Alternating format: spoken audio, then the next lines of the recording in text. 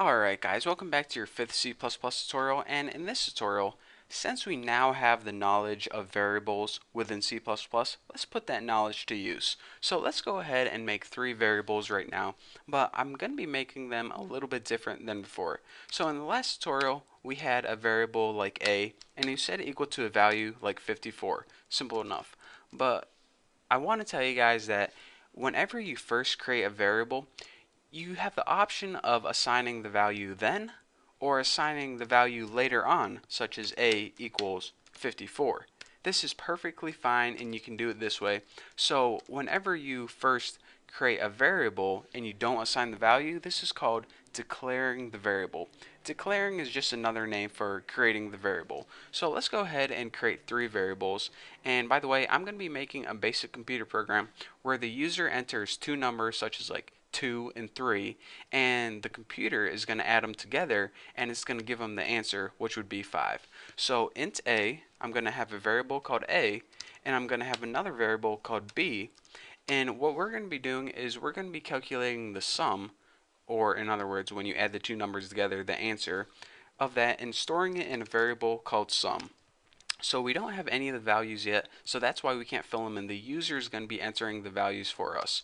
So the first thing we want to make in this program is just a little prompt on the screen to tell the user to enter a number. And we do that using cout, and we just write enter a number, Haas.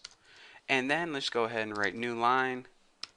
And now we need a way for the user actually to input information from their keyboard. So here's a neat little thing I can tell you. Cout took information from your computer and output it to the screen. But anytime you want to take information from the computer, or excuse me, from the user and give it to the computer, you need to use cin. So cout basically takes information from the computer and gives it to the user. Cin takes information from the user and gives it to the computer. So if you write cin, and by the way, if you're taking a test, this is technically called the input stream object. And the little greater than sign is called the stream extraction operator. So, make sure to fill that out on your multiple choice if you're watching this in a C++ class or something. So anyways, you can see that this is different from the cout for 2 reasons. First of all, it's cin instead of cout, and also your arrows face the opposite way. That's because you're giving information to the computer instead of the computer giving information to you. So now what we can do is we're going to enter a number, and whatever number we're enter, we need to give it a place to store that number. Well, we already have a variable right here, so let's go ahead and use that and use the variable a. So check this out.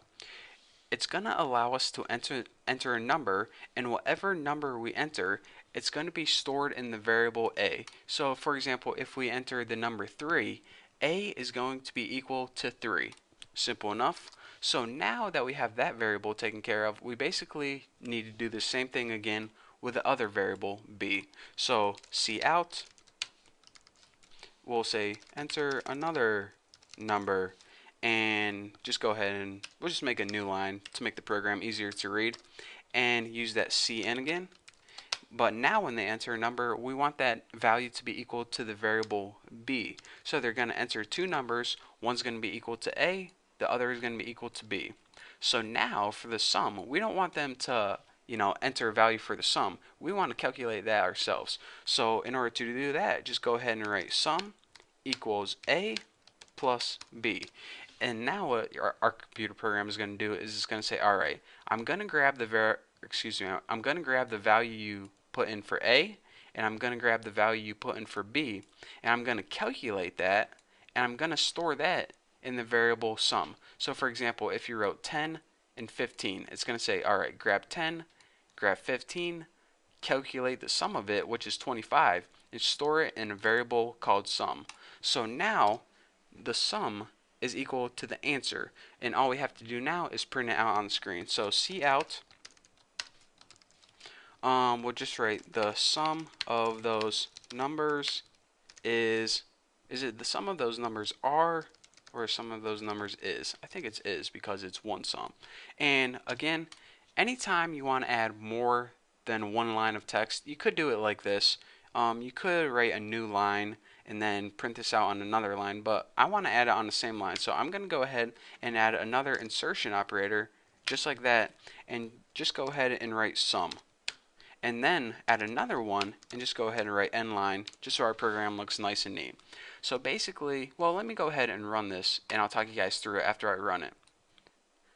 Our computer program says enter a number, Haas. I'm going to enter 50 and then go ahead and press enter. Once I press enter, 50 is going to be stored in the variable A. It says enter another number. I'm going to enter 32. Then I'm going to press enter, and that 32 is going to be stored in the variable B. Then it's going to make our calculation and print it out on the screen. The sum of those numbers is 82. 50 plus 32 is indeed 82. So remember, what we did is basically this. We made three variables that we're going to be using later on. The first thing it said is just basically a prompt. Enter a number. Then we entered 50. It stored 50 in the variable A using cin. Again, cin is a way that the user can give information to the computer program instead of the other way around. So now A is equal to 50. It gave us another prompt, and we typed in 32. Now B is equal to 32. So in order to calculate the sum, we took the sum variable and set it equal to the sum of 50 plus 32. So now sum holds the value of 82 or 83, whatever I typed in, I can't remember. And then all we did is we printed it out on the screen. And again, we could have wrote three different statements for this. One C out for this, one C out for this, one C out for this.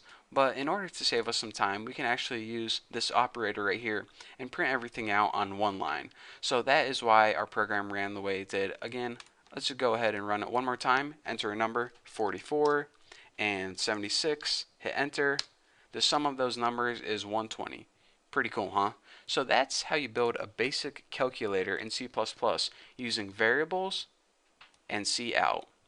So now that you got that done, we can begin moving on to the next topic, which is I don't know.